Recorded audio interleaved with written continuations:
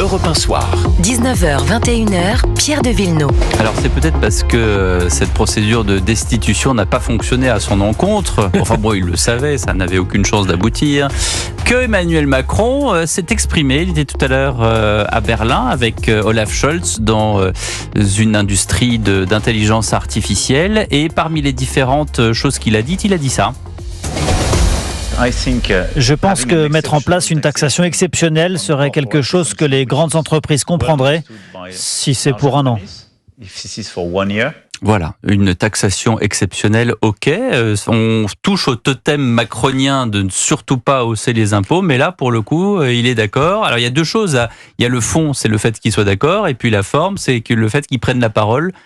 Alors qu'il est normalement à l'étranger, qui parle pas de politique intérieure. Vous êtes trop sensible, Pierre. Je vois qu'il ne faudrait pas faire ça, en effet, selon la règle qui est qu'on ne parle pas des questions intérieures à l'étranger. Il y avait deux totems. En effet, la fiscalité, et l'autre totem était la réforme des retraites.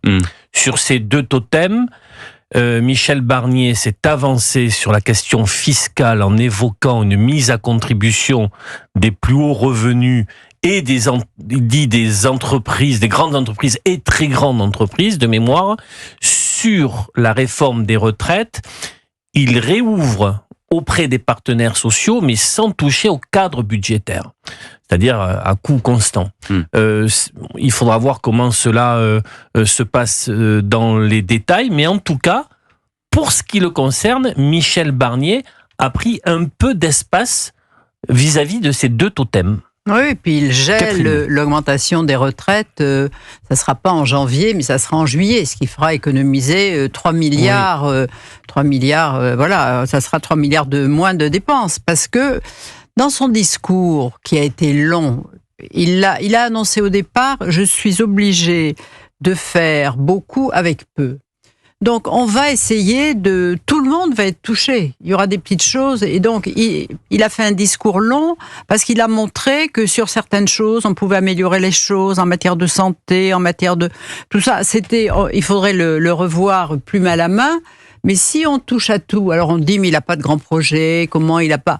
Mais si, peu à peu, on touche à tout ce qu'il a énoncé, ça fera probablement des économies. En tous les cas, si il arrive à réduire le nombre des fonctionnaires dans les collectivités locales, à enlever tout un tas d'associations qui font doublon.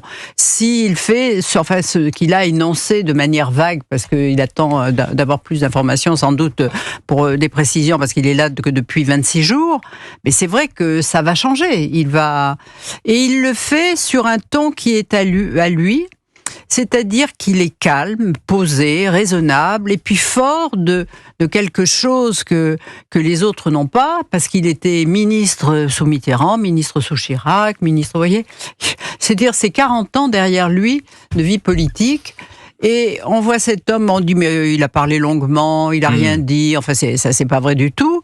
Mais surtout on a vu aussi que c'était un homme libre et que lorsqu'il faut répondre aux gens qui l'agressent ou qui le titillent un peu, mais il a une répartie, il est très drôle, c'est très british, mais là c'est quand même le tonton flingueur, quoi. Écoutez-le, c'était justement en réponse à Mathilde Panot. On écoute Michel Barnier. Madame la Présidente Mathilde Panot, j'ai quand même du mal, Madame la Présidente. Ça fait peut-être trop longtemps que je ne suis pas revenu dans cette assemblée, depuis l'époque où, après, j'étais 15 ans député, hein. Mais j'ai du mal à comprendre votre ton et votre agressivité.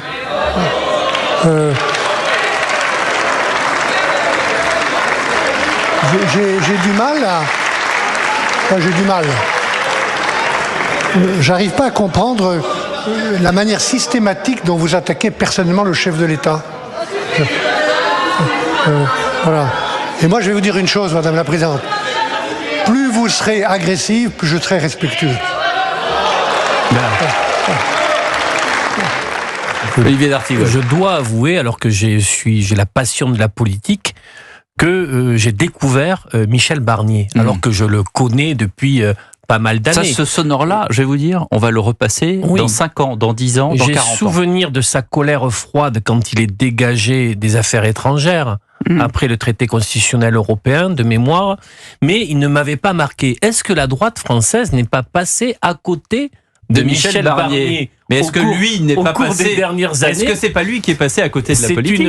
C'est une vraie question, parce que ce qu'il a donné à voir dans ses réponses au président de groupe, à l'exception de Marine Le Pen, le révèle dans une dimension que, je l'avoue, je n'avais pas perçue jusqu'ici. Après, attention, je suis d'accord avec vous, Catherine, que quand on repasse le discours de politique générale, stylo à la main, il y a beaucoup de choses. Oui. Mais on a eu quand même le sentiment de quelque chose qui n'était pas suffisamment, si ce n'est dense ou vissé. Vissé. Oui, non, mais il est là, il l'a dit aussi, je suis là depuis 26 jours. Oui, il a fallu qu'il compose son gouvernement. Ouais. Il y a déjà d'ailleurs, on voit qu'il y a certaines failles déjà dans son gouvernement. Moi, je suis pas certaine que le jeune ministre Armand ait beaucoup de sens politique. Antoine Armand.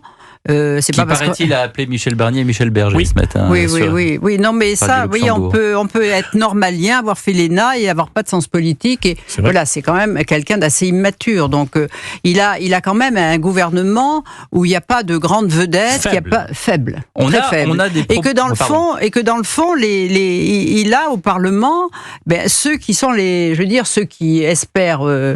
Gagner en 2027, ils sont nombreux et qui sont des sortes d'alligators qui sont autour de lui. Et donc, il est... Vous mettez Gabriel Attal dans les alligators ? Mais bien sûr, Gabriel Attal, Laurent Wauquiez, enfin d'autres, et d'autres qui sont à l'extérieur pour l'instant, mais qui rêvent tous de la même chose.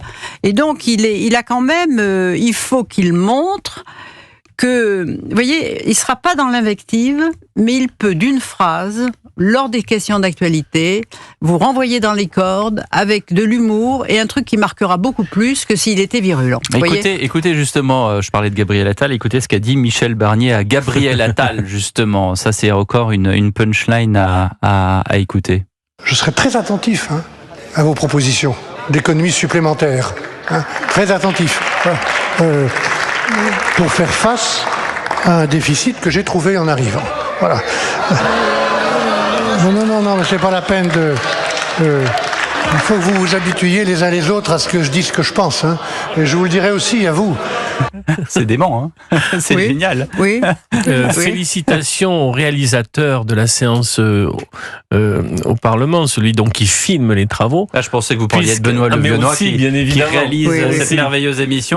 Mais le réalisateur à l'Assemblée nationale fait un zoom sur Gabriel Attal, on voit l'ascenseur émotionnel entre les applaudissements et on devine qu'il lui dit merci beaucoup, et après la douche froide glacée qu'il reçoit, c'est un moment, ça se joue en 2 secondes. Déclaration à l'instant de la porte-parole du gouvernement chez nos confrères de BFM TV. La colocation avec les Républicains, elle n'est pas évidente et elle n'est pas limpide. Voilà ce que dit Maude Brejon à l'instant. Chez nos confrères de BFM TV. La cohabitation à l'intérieur du gouvernement avec les Républicains n'est pas limpide. Elle n'est pas évidente. Voilà ce que dit Maud elle est mandatée pour dire ça, vous croyez ? Écoutez, je ne sais pas. En tout cas, elle le dit. Elle le dit. Moi, j'ai trouvé que pour sa première prestation de porte-parole, elle parlait d'elle, elle a fait un dégagement. C'est la passation de pouvoir. Non, c'est là, compte rendu le compte rendu du Conseil des ministres. Je l'ai trouvé très bavarde et... Bon, voilà, ça c'est peut-être un peu trop d'ailleurs. On a des propos rapportés d'Emmanuel Macron en Allemagne qu'ils se démerdent entre eux. Bon, ça c'est pas vérifié. Oui. Oui, mais ça sûrement. Voilà. Ça sûrement, mais ça ne m'étonne pas. Oui. D'ailleurs, il l'avait dit. Je leur ai mis au lendemain de la dissolution. Il avait fait une déclaration. Il était en déplacement à Oradour-sur-Glane et un chef d'entreprise qui lui a demandé mais quel est le but de cette. Il dit je leur ai mis une borne dans les deux qui se débrouillent maintenant. Ils ont voulu, alors que personne n'a demandé.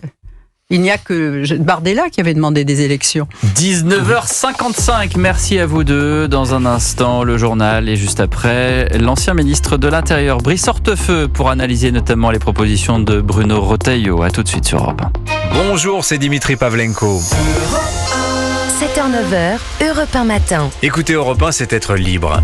Libre de s'informer. Le problème de ce gouvernement, c'est que c'est un gouvernement qui reste minoritaire. Michel Barnier, face à une équation insoluble, ça passe ou ça casse. Nous allons davantage agir que parler. On assiste au retour de la politique à l'ancienne, à la revanche du vieux monde. Le problème des décisions difficiles, c'est que plus on les repousse, plus elles sont difficiles. D'accord ou non sur les causes, on peut débattre. Europe 1. la radio libre. Europe 1 Matin, Dimitri Pavlenko. À demain matin, 7h-9h sur Europe 1.